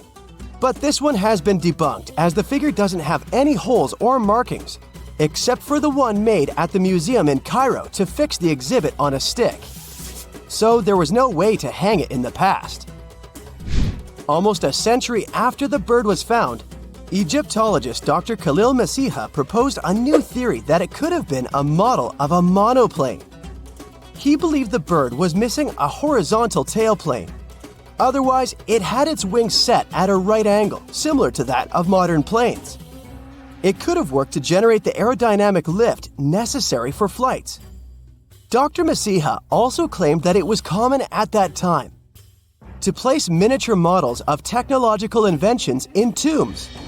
So, did the ancient Egyptians really invent the plane in 200 BCE? That would make the Wright brothers, who are considered the inventors of aviation, really upset. They made one of their first flights only in 1903. There's just one way to know for sure, and that is to test the model. But you know, the ancient museum in Cairo would unlikely let one of their cherished exhibits fly around like a toy. That's why glider designer Martin Gregory built a similar model, this time of balsa wood, and concluded that even with the missing tailplane, the plane wasn't much of a flyer. Case solved? Not really. This didn't sound convincing enough to the History Channel, so they invited an aerodynamics expert to build another replica of the bird. He tested it in weather conditions similar to those in Egypt and was impressed with the little plane's abilities. So, if they did invent the prototype of a plane back in the times of pharaohs, it would be a good example of an oupart. That's an out-of-place artifact, an object that's way ahead of its time in terms of technology or history. And the Sahara bird isn't the only example of such a revolutionary concept. In 1901, a group of divers retrieved the Antikythera mechanism from an underwater shipwreck near the Greek island of Antikythera. It's been dubbed the world's first analog computer, and it's currently dated around 100 BCE. The bronze mechanism could tell the position of the sun, moon, planets, and stars, as well as the lunar phase, the dates of upcoming solar eclipses, and even the speed at which the moon moves through the sky. No one's sure who used it and how or where it was made. But it's obvious that it's extremely precise and way too advanced for its time. The first flushing toilets in the world were invented in the middle of the 20th century. Just kidding. The ancient Minoans on the Mediterranean island of Crete and the Indus Valley civilization both came up with this brilliant invention at the same time, around 4,000 years ago. The plumbing and sanitation were so well done that no one managed to design anything better until 2,000 years later. One ancient Minoan lavatory was discovered at the Palace of Knossos. It looks like it had a wooden seat set over a tunnel that directed water from a rooftop reservoir to an underground sewer. Other varieties got water from jugs. Only the super rich people could afford all this glory. So if you wanted to shop for real estate back then, the flushing toilet would be a telltale sign you were in the rich neighborhood. Automated doors became a cool, seemingly new invention back in 1931. But the technology behind them is actually much older. Think the 1st century CE old. Mathematician and engineer Heron of Alexandria came up with a hydraulic system to open and close temple doors. To bring it into action, you need to light a fire to produce heat. There was a brass pot under the fire, half filled with water. The inventor connected the brass pot to containers that acted as weights. When the fire was burning, the water moved into the containers. They went down and pulled the ropes. It was nothing like a supermarket door that opens in front of you before you even have time to think. Heron's door took hours to open, and there was no way to stop the process. That's why they only opened the doors once a day before people entered the temple, to add some mysticism at the temple during ceremonies. Spooky. Looks like the first ever battery was invented in Baghdad around 2,000 years ago. A German archaeologist found this oval-shaped clay jar in 1938. Scientists are still not sure what purpose it served and who exactly invented it. There is a theory that it was used for electroplating objects with precious metals. When they filled it with a weak acid like vinegar, the battery produced around 1 volt of electricity. Another theory says it was a vessel for sacred scrolls. Would you like to buy contact lenses designed by Leonardo da Vinci himself? In 1508, he invented a glass lens with a funnel on one side. You were supposed to wear it with water inside to improve your vision. Sounds a bit uncomfortable, doesn't it? So, around a century later, French scientist René Descartes decided to improve the idea and make the cornea contact the future lenses. Contacts because they contact your eyes, get it? The glass tube with liquid did help improve vision, but blinking was sadly impossible. 2.5 centuries later, new technologies in the glass industry let scientists design contacts that would fit in the eye and even let the wearer blink. Thanks, guys! Still, those lenses were made of heavy blown glass and didn't let the eye breathe. About 50 years later, contacts became plastic, lightweight, unbreakable, and scratch-resistant, but still covering the entire eye. And then, in 1948, an English optical technician accidentally sanded down a plastic lens and figured out they'd still be in place even if they covered only the cornea. Imagine you're living in 19th century London and need to send a message to New York. It would have taken about 10 days to get there by ship. So when delivery time went from days to hours in 1858, it was a true sensation. The first message was sent by Queen Victoria herself. It was all made possible thanks to the transatlantic telegraph cable, running under the ocean. Sadly, the new cool invention only lasted a few weeks. It took years to bring it back to life. Wow! Scientists have found a lost city beneath Egypt's pyramids. And it's incredibly large, bigger than the biggest target you can imagine. Underground chambers, passageways, and vertical structures. Scientists have no idea what purposes they serve. But let's start from the very beginning. Italian and Scottish scientists studying the Pyramid of Khafra discovered something that looked like secret tunnels under 3 pyramids. This find might change what we know about ancient Egypt. The expedition, called the Khafra Project, was led by Corrado Malunga from Pisa, Italy, and Filippo Biondi from the University of Strathclyde, Scotland. Their mission was to focus on exploring Khafra's pyramid, the second largest on the Giza Plateau. Scientists uncovered a massive structure beneath the Pyramid of Khafra. Could it be an ancient Egyptian underground city? The experts analyzed the data they had and came to the conclusion that 8 large vertical structures could be hiding beneath, possibly wells or shafts. They extend a staggering 6,500 feet across. Imagine placing 2.5 Burj Khalifas on the ground, one after another, and you get the sheer size of this find. These shafts also plunge nearly 2,000 feet underground. Some of the deepest underground stations in the world are located at a mere 380 feet underground or so. These cylindrical shafts are surrounded by spiral paths. Picture some old Gothic castle. They're connected to 2 giant, weirdly shaped chambers. Are those cubes? Or possibly bowls? Each of these chambers is likely more than 260 feet across. Now, even though we know about the structures now, no one has figured out their original purpose yet. Want to hear something even more shocking? Okay then. The team is almost sure that similar access points can be found under all 3 pyramids. In other words, all of them might be linked by a hidden system of underground tunnels, chambers, and passages. Even deeper, about 4,000 feet under the surface, there might be more unknown structures. And doesn't it add to the mystery? But the coolest news is that, according to some team members, these hidden structures near Giza pyramids could align with the legendary Halls of Amenti. In ancient Egyptian mythology, it's a place where people are believed to arrive when they're close to the end of their days. There, they are said to take a 3-day-long trial, facing their biggest fears. Now, how did scientists even discover these hidden spaces? To uncover them, researchers used 2 satellites positioned 420 miles above Earth.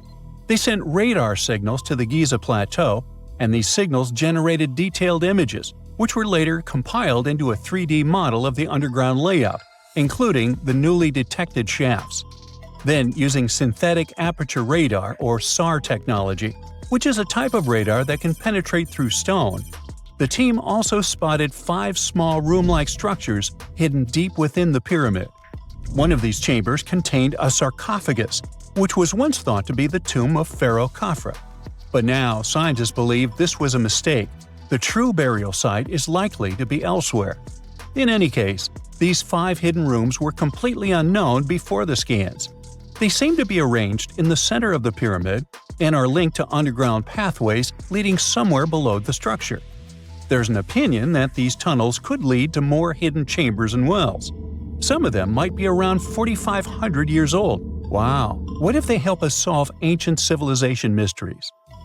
Preliminary data suggests that all this underground space can be much more than a few empty chambers. There might be many more hidden structures near the Giza pyramids. How come? Well, the thing is, the structure appears to include hollowed-out sections with spiral pathways leading even deeper underground. Refining the images hinting at this could reveal an extensive subterranean network. It might be a whole city hidden under the surface. Now, despite the excitement surrounding these findings, there are also a lot of people who don't believe in the existence of the underground city. They're skeptical about the archaeological discovery in Egypt due to the lack of peer-reviewed verification. That's why several archaeologists and radar experts have challenged the validity of the claims.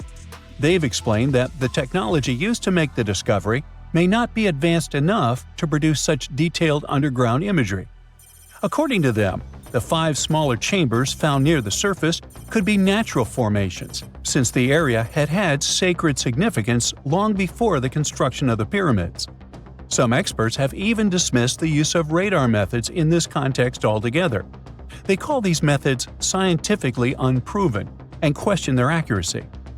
The discovery has also reignited discussions about ancient Egyptian myths and the possibility of hidden texts lying somewhere beneath the Giza pyramids.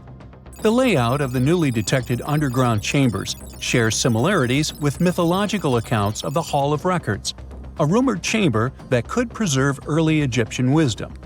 If confirmed, these findings could significantly reshape the understanding of Egypt's sacred topography. Plus, this lost city beneath Egypt's pyramid could become physical evidence of previously unknown underground structures. That's why the Khafre project is super eager to begin excavating to confirm their findings. But getting approval from Egyptian authorities is a challenging process. The discoveries still need to undergo peer review before they are accepted by the academic community. By the way, this recent archaeological discovery in Egypt comes on the heels of another discovery involving a weird structure beneath the Royal Giza Cemetery, which researchers believe is unnatural in origin. Archaeologists used remote sensing techniques and uncovered a mysterious L-shaped structure underground in the Western Cemetery of Giza. This area is known to house burials of royal family members and high-ranking officials. Many of the tombs in the cemetery have above-ground mastabas, rectangular stone or mud brick structures with flat roofs. But there is an area in the center of the cemetery where there are no above-ground structures. To investigate this unexplored region, the team used electrical resistive tomography and ground-penetrating radar. ERT works by sending electrical currents into the ground and measuring the resistance to detect remains. As for GPR, it sends radar into the ground and maps the structures based on the radar's return. The team found an anomaly about 6.5 feet beneath the surface. It appeared to be an L-shaped structure measuring at least 33 feet in length. The readings suggested that the structure had been backfilled with sand after its construction. This made the team hypothesize that it could be a mix of sand and gravel, or possibly an air void. This anomaly was classified as a highly resistive structure, which meant it didn't occur naturally. Motoyuki Sato, the study's lead author and professor at Tohoku University in Japan, claims that the structure is not a natural formation due to its sharp shape. Another weird thing about ancient Egyptian pyramids is that historians have long believed that they were built primarily for royals and high-status individuals who had the wealth and power to create such massive structures. However, new research from the archaeological site of Tombos in modern-day Sudan challenges this assumption. The thing is, Tombos' pyramid may have served as burial sites for low-status workers as well as elites. The hard-working members of ancient communities may have found their last resting place in some of the most visible monuments, including the pyramids. Located along the Nile River in the ancient region of Nubia, Tombos became part of Egypt after its conquest of the area around 1400 BCE. That's when Egypt established the site to strengthen its colonial control. Workers at Tombos built pyramids, but those were much more modest than the famous pyramids of Giza. The research team reanalyzed 110 human skeletons from Tombos, originally studied in 2012. In particular, they examined the entheses, the areas where tendons and ligaments attach to bones. Such an analysis can give us insights into the amount of physical labor a person performed. When someone does hard labor, their bones often develop distinct crests and ridges at these attachment points due to the stress on the tendons and ligaments. And while some skeletons showed little change in their entheses, suggesting they belonged to individuals from the upper classes, others showed more serious changes. It means they belong to lower-class workers. This finding can totally challenge our earlier understanding of pyramid burials, especially the idea that only elites were buried in the pyramids, because the pyramids themselves were designed for the elite. This recent research may prove that lower-class workers may have found their final resting place in these monumental structures too.